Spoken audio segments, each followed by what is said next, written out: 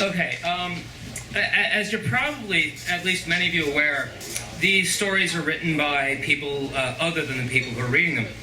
And I couldn't help, because the author's name was on this one, to try and find out who he was. And this author is very much off the grid. This is a person who is unknown to Google and who is unknown to social media in every way. And I don't know if that lends any sort of mystery to the story for you, but it lends mystery to the story for me. This is Attack of the Death Ray. I was in the yard of my grandparents' house when a movement in the far periphery of my vision caught my eye. It was the old man, my grandfather, and now we're going to have to agree on something. This is written P-A-P-A, which I'm from the Northeast, so I would say Papa, but do we say Pawpaw because this is Texas? Yeah. So it will be Pawpaw for the reading of the story? Thank you, Texas. It was the old man, my grandfather, my Pawpaw. He had shuffled out onto the porch to check the temperature that afternoon, and from there he could now also see me doing something that I most likely shouldn't have been doing, and certainly doing it with something I should not have had in my possession, something that didn't belong to me. Now the old man, my Pawpaw, was bowed down. I don't think that's funny. I'm just trying to be accurate. I'm not, mystery man might hear this, and he was bowed down with years and arthritis. More so, he was weighed down with life experiences, including combat time in the Army, hard work, hard smoking, hard drinking, and just hard living. His personal mileage made him even older than his years. All of the time I knew him, he spent his days watching TV, smoking unfiltered Raleigh cigarettes, and waiting for enough hours to pass to ask my grandmother for his first drink of the day. The main break in his inactivity was to get up out of his easy chair and make his way to the porch to check the temperature. Home was the Texas Panhandle, and it was summer in a drought, so the temperature progressed from hot to really hot to damn hot each and every day. Why it was his duty to keep track of the thermometer while it moved up to the top gauge each and every day was beyond me. It's just a part of my world. It was what old people did.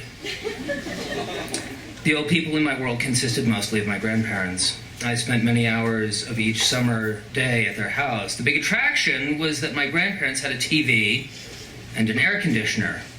They also kept an endless supply of soft drinks on hand for all of us ungrateful little brats. For me, I was hopelessly hooked on New Grape Soda. Almost as hard to find out what New Grape Soda was as who the author was for me. So as surely as the sun would come up in the morning, we grandchildren would swarm my grandparents' house. After we were hopped up on sugar and tired of searching the TV, we would explore the house. We'd move like lightning into every drawer and every corner, searching for entertainment amongst my grandparents' belongings. Even if they tried, they couldn't keep up with us. They had long ago quit trying. Looking back, I'm sure it was a living hell for them. They spent their days with the TV providing background noise while my grandfather smoked and my grandmother took care of most everything else. I don't remember them saying much. My grandfather would end most TV programs with, "Damn, glad that was over." Unless it was something worthwhile like Gunsmoke or Bonanza. Being a very young boy with a childish fascination about guns and war, I asked him one time if anyone had ever shot at him during the war. He replied, "Damn, everybody was shooting at everybody," which made no sense at all in light of the war movies I had seen to that point. My grandmother's family had moved west from Tennessee looking for a better life. They stopped in Oklahoma, where several kids were born, and then moved on to New Mexico. After 5 years homesteading on the cold, arid northern New Mexico plains, my grandfather's family loaded up the wagon and headed back to the Indian Nation where they could see green grass and rain again. En route, the wagon broke down in what would become home. While waiting for repair, my grandmother's dad heard of an available farm outside of town where the family soon stopped again to settle near my grandfather's family. Soon thereafter, my grandfather met my grandmother, and they became a couple very much in love. His name was Dodson. Her name was Essie. When my grandmother was upset with my pawpaw, she would say very quietly and sternly, "Dodd, sometimes I wish our wagon had never broke down in this town." And that would always get his attention. So there I was, getting my pawpaw's attention for what I was holding in my hot little hands, something I found during a usual ransacking of their home. It was his and had been taken without permission. I was a thieving little bastard, and I knew it. What was worse, I had been caught. As soon as I found the magnifying glass, I couldn't help myself. Instantly, I knew it held great potential to inflict pain and injury on other creatures. I was now in the middle of the biggest red ant bed in my grandparents' front yard, gathering the Texas summer sunlight into a ray of unimaginable hot death. I worked my way from the outside in. I started by blasting the large red ants moving in single file out away from the mound. The hot ray would instantly fry the ants with a sizzle.